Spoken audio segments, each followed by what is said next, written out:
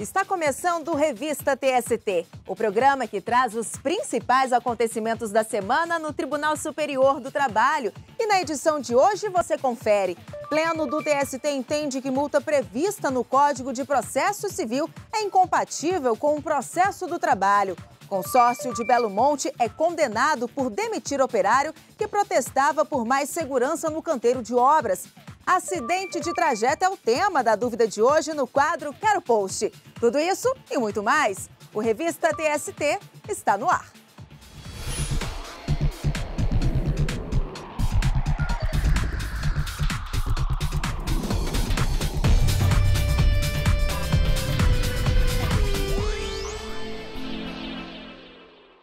O Pleno do Tribunal Superior do Trabalho decidiu que é incompatível com o processo do trabalho o artigo 523, parágrafo 1º do Código de Processo Civil, que trata do pagamento de multa em caso de descumprimento de sentença. A decisão, por maioria de votos, se deu em julgamento de incidente de recurso repetitivo e o entendimento adotado deverá ser aplicado a todos os casos que tratam de matéria semelhante.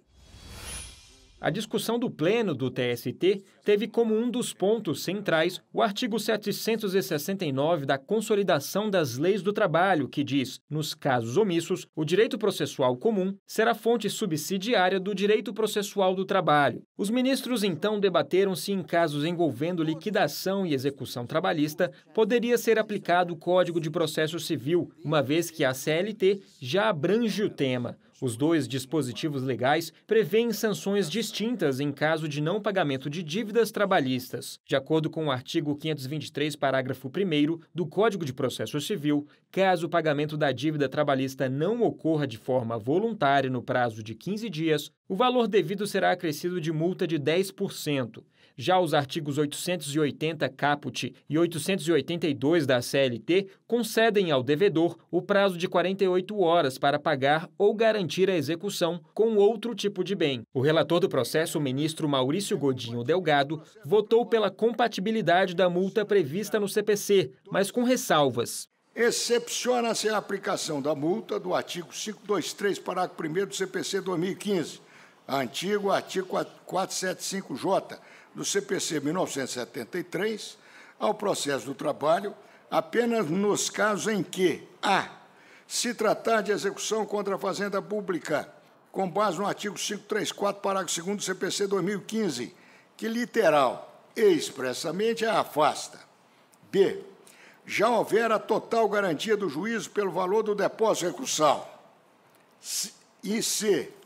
em se tratando da execução de acordo, quando esse já estabelecer cominação específica. A ministra Kátia Magalhães Arruda, revisora do caso, acompanhou o voto do relator. Para a ministra, um avanço no processo civil com finalidade de satisfação de crédito do credor é a concessão de oportunidade para o devedor quitar as dívidas reconhecidas nas decisões judiciais. Esse ponto me parece a ótica principal do que nós estamos discutindo aqui. É o aspecto mais relevante, ao meu ver, para ser ressaltado.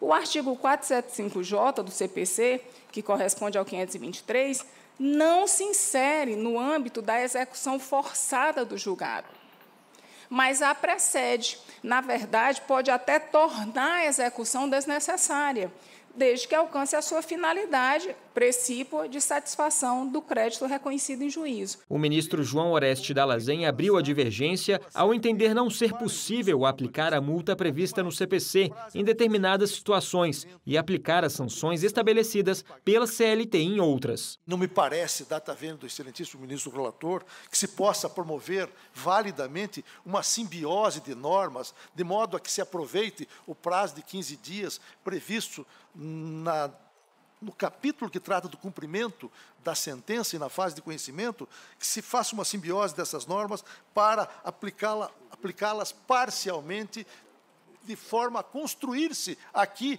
um regime jurídico próprio, específico, pela simbiose, pela mistura de normas para reger a execução trabalhista. Se a CLT, ao contrário do regime de cumprimento de sentença adotado pelo Código de Processo Civil, assegura ao executado o direito à nomeação de bens à penhora Isso, logicamente, exclui, na minha modesta avaliação, logicamente pré-exclui a ordem para imediato pagamento da dívida sob pena de aplicação da multa de 10%. O ministro Brito Pereira ressaltou que, com a reforma do Código de Processo Civil, a distância entre a execução no juízo comum e o processo de execução do trabalho aumentou. A omissão e a compatibilidade entre os dois regimes estar-se-ia diante da indesejada substituição dos dispositivos da CLT por aqueles do CPC que se pretende adotar.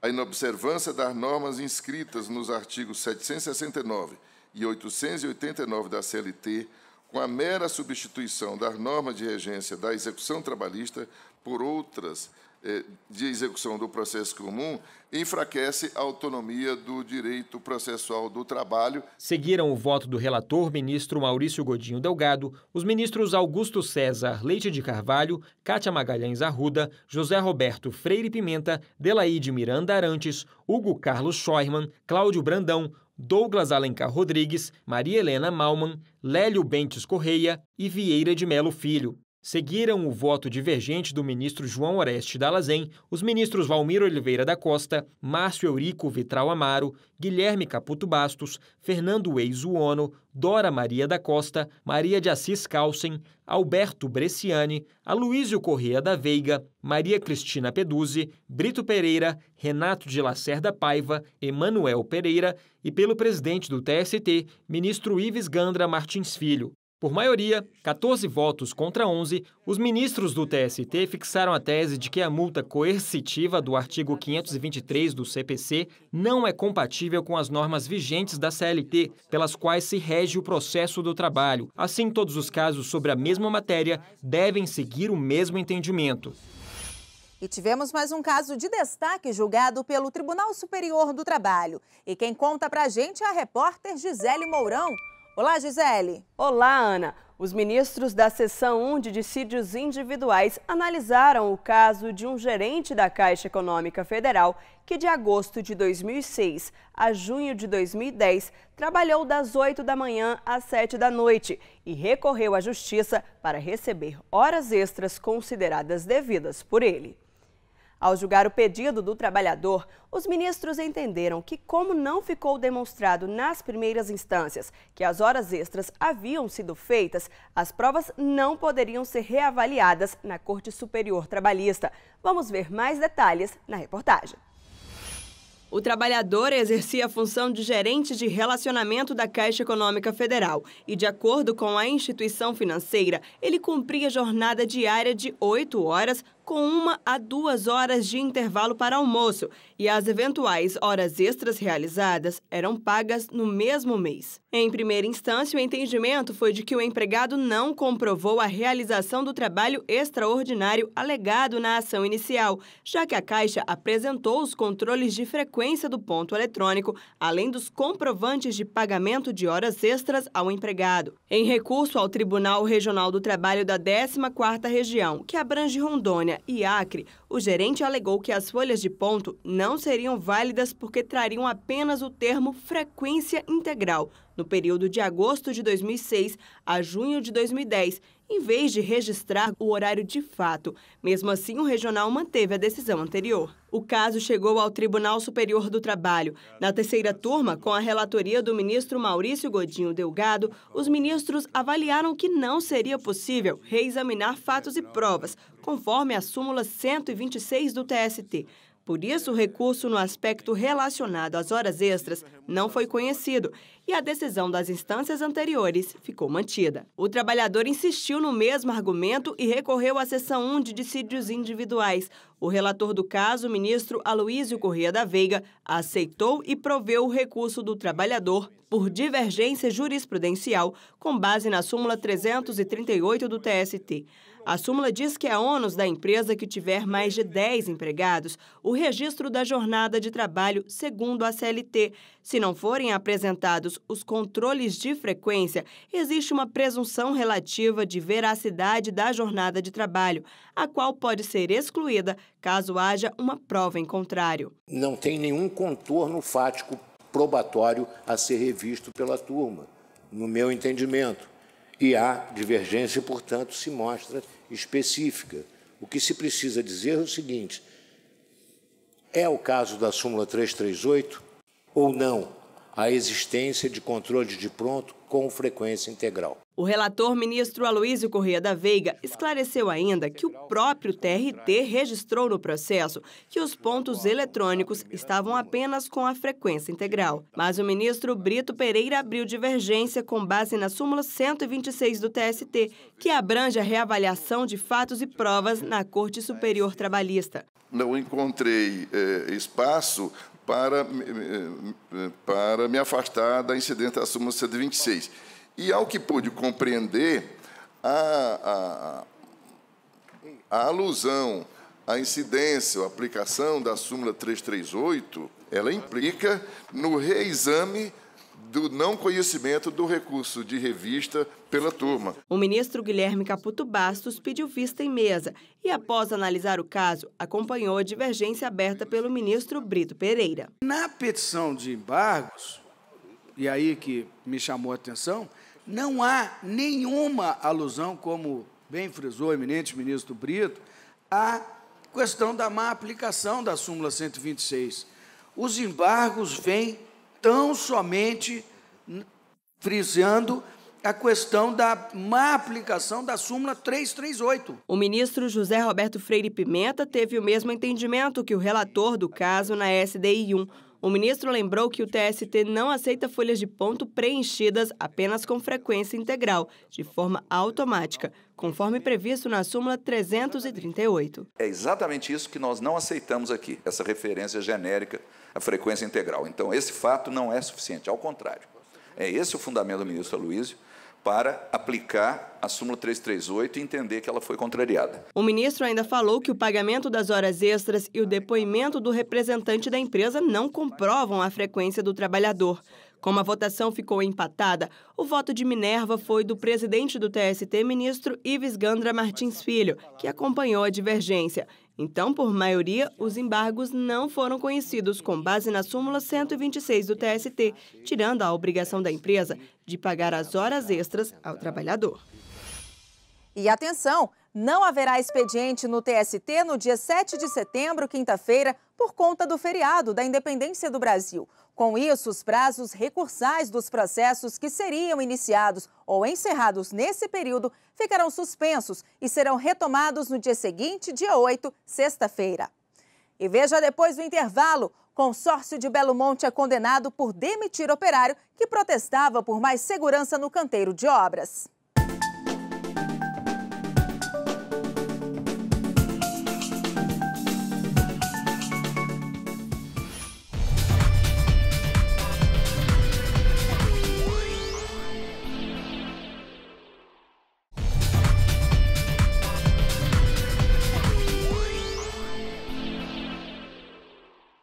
O Revista TST está de volta e vamos ao giro de notícias pelas turmas. E eu começo com um destaque da segunda turma. A Vale conseguiu reduzir a indenização a ser paga a um ex-empregado que fraturou a coluna ao escorregar em um tapete dentro da empresa. O Tribunal Regional do Trabalho da 8ª Região, que abrange o Pará e o Amapá, havia fixado a condenação em R$300 mil. Em recurso ao TST, a empresa argumentou que o acidente não era decorrente do exercício das atividades laborais do empregado, sendo indevida a condenação. Mesmo assim, a relatora do recurso, ministra Adelaide Miranda Arantes, manteve a decisão, mas considerou o valor da indenização desproporcional. A redução da quantia para R$150 mil foi aprovada por unanimidade.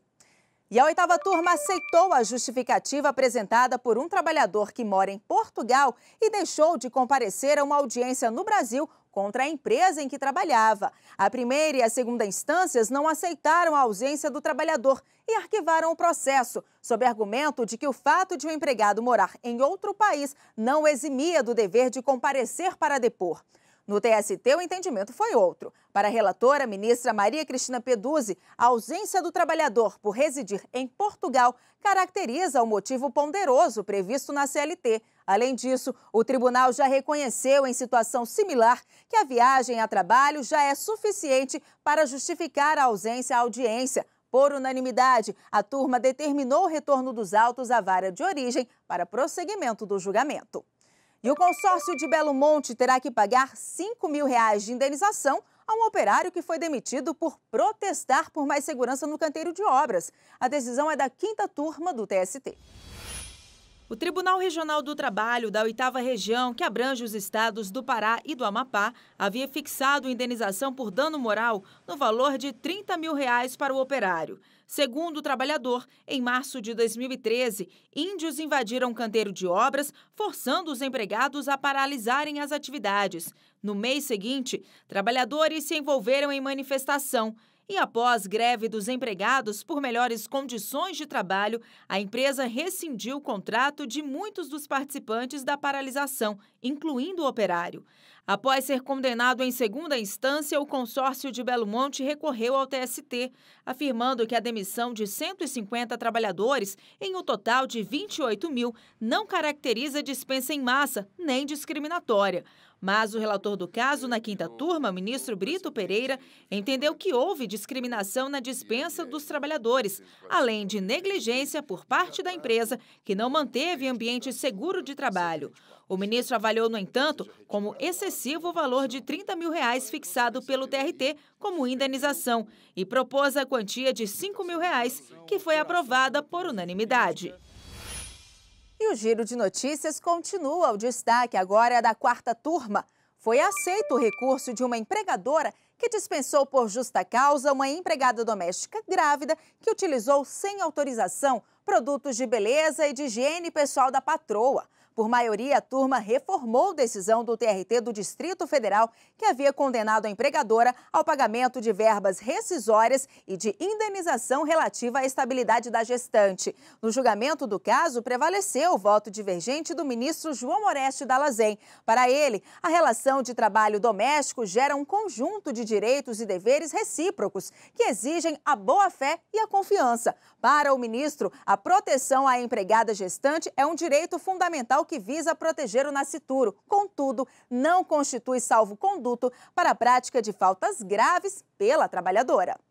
E esse caso teve destaque em nossas redes sociais. Na página do TST no Facebook foram vários comentários. O Alexandre Júnior, por exemplo, destacou o fato do rompimento de confiança. Faça como o Alexandre e deixe também o seu comentário na página do TST no Facebook. O endereço é facebook.com/TSTJus. E chegou a hora de esclarecer dúvidas trabalhistas publicadas nas redes sociais com a hashtag #QueroPost.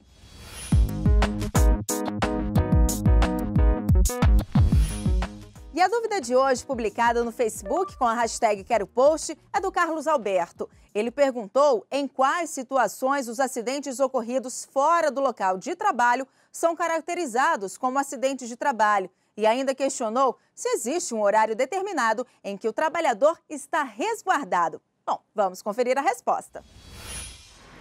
Não consigo lembrar do acidente, não lembro que eu senti dor. Eu me lembro de flechas, mas eu não sei se eram reais, né? Porque flechas de que eu voltava, minha colega falava que eu tinha sido atropelada. Darticleia era auxiliar de coordenação em uma escola para concursos. Quando estava voltando para casa, foi atropelada por um carro a poucos metros do trabalho. Ela ficou afastada por 2 anos e meio, recebendo auxílio-doença acidentário do INSS. A empresa, inclusive, já tinha feito todo o processo. Eu só me apresentei ao INSS, a médica caracterizou o acidente de trabalho, porque era trajeto, né, do trabalho para a parada. A Lei 8.213 de 1991, conhecida como Lei Previdenciária, diz no artigo 21 que se equipara a acidente de trabalho qualquer acidente que o trabalhador sofra, ainda que fora do local e do horário de trabalho, quando em viagem a serviço da empresa, inclusive para estudo quando financiada pela empregadora para a capacitação da mão de obra, e indo ou voltando do local onde trabalha, independentemente do meio de locomoção. A legislação equipara os acidentes ocorridos com a pessoa enquanto ela sai de casa até chegar ao trabalho e da saída do trabalho até chegar em casa como acidente de trabalho. É claro que aqui a pessoa não está mais trabalhando, né? Mas a ideia do legislador é proteger também com o trajeto esse trabalhador para qualquer ocorrência que vá torná-lo, do ponto de vista do trabalho, incapaz. Ao sofrer esse tipo de acidente de trabalho, chamado acidente de trajeto, o trabalhador deve receber o auxílio-doença do INSS até receber alta médica. Ele vai ter o auxílio-doença acidentário, como teria se ele tivesse tido o acidente em outra situação. Mas, além disso, ele vai ter também, por ser um acidente do trabalho, a lei lhe garante uma instabilidade de 12 meses, sem poder ser dispensado sem justa causa, e esses 12 meses serão contados a partir do momento em que ele parar de receber o benefício da Previdência Social decorrente daquele acidente. E foi por isso que o caso de Darticleia foi parar na Justiça. A empresa desrespeitou o tempo de estabilidade e ela foi demitida alguns meses após voltar ao trabalho. Em primeira instância, na 20ª Vara do Trabalho de Brasília, a juíza ressaltou a lei previdenciária e condenou a empresa ao pagamento de indenização correspondente aos salários do período de estabilidade. Em outro caso que chegou ao Tribunal Superior do Trabalho, uma empresa de alimentos do Piauí foi condenada a pagar indenização relativa ao período de estabilidade a um escriturário que sofreu um acidente de carro quando retornava do exame médico demissional. Os ministros da primeira turma, de forma unânime, consideraram que o acidente foi de trajeto, porque ocorreu no curso do aviso prévio indenizado e, por isso, a indenização deveria ser paga. Mas para que seja configurado acidente de trajeto, é preciso que o local onde aconteceu o acidente faça parte do caminho percorrido pelo trabalhador habitualmente, independentemente do tempo e da hora do percurso, já que podem acontecer engarrafamentos e outros imprevistos. Exatamente aquele trajeto que normalmente a pessoa faça. Se a pessoa, ao invés de ir para casa, fazer uma escala para visitar a mãe ou encontrar com os amigos num restaurante ou qualquer outro tipo de desvio de rota, aí haverá uma desfiguração da ideia de acidente do trabalho, se ocorrer alguma coisa com ele nesse trajeto. Em casos de acidentes de trajeto, geralmente não se pode pedir indenização ao empregador, como costuma ocorrer quando o acidente acontece durante o trabalho. No acidente de trajeto, isso é muito raro, né? Pode até acontecer, como, por exemplo, na hipótese de fornecimento de transporte aos trabalhadores pelo empregador e onde o acidente decorra, por exemplo, das más condições de manutenção do veículo utilizado. Aí, nesse caso, se pode cogitar, em caráter muito excepcional, de uma indenização a ser paga pelo empregador. Mas não é usual. O usual é que os acidentes de trajeto, como eles não têm nenhuma correlação com a atividade do empregado na empresa, né, eles vão gerar apenas o direito ao auxílio, ao benefício e o direito à estabilidade no emprego. E no próximo bloco, os acontecimentos de destaque da semana no Tribunal Superior do Trabalho.